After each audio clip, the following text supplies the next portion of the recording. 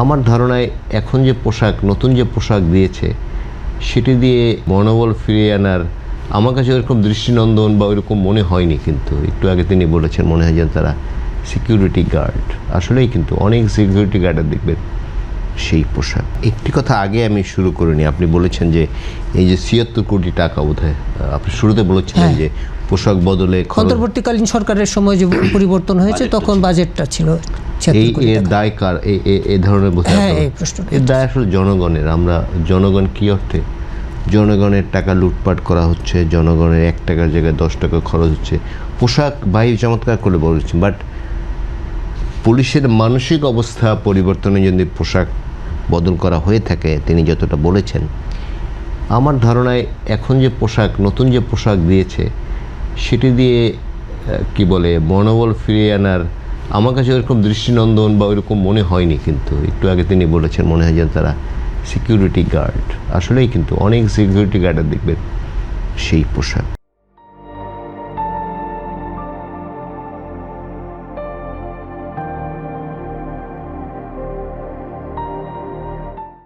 অনেক বাংলাদেশের সবচেয়ে সহজ হচ্ছে, দেশটি গরিব, অর্থের অপচয় আর মানুষের জীবন যার কোনো দাম নাই।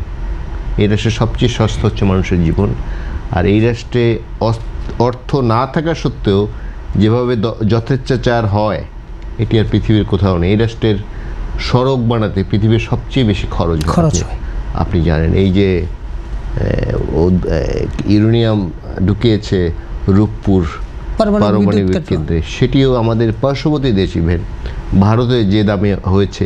আমরা এলিভেটেড এক্সপ্রেসওয়ের কথা বলি, আমরা অ্যাপ্রোচ সড়কের কথা বলি, যত রকমের সাম্প্রতিককালে যে ডেভেলপমেন্ট হয়েছে পৃথিবীর সবচেয়ে হাইয়েস্ট কস্ট হচ্ছে আমাদের দেশ। এবং এটি আমরা ঘুরিয়ে পিছিয়ে আমি সরাসরি বলি, একজন রাজনীতিবিদ আছেন, এটি একটি চক্র আছে লুটপাট করার জন্য এটি করে থাকে। রাজনীতিবিদ, আমলা, সামরিক আমলা, বেসামরিক আমলা সবাই মিলে এক ধরনের লুটপাট তন্ত্রের জন্য এগুলি করে। এবং দেখবেন যে একটি কাজ ধরুন 10 টাকা দিয়ে শুরু হলো, সেটি আস্তে আস্তে 20 টাকা 30 টাকা হয়ে যায়।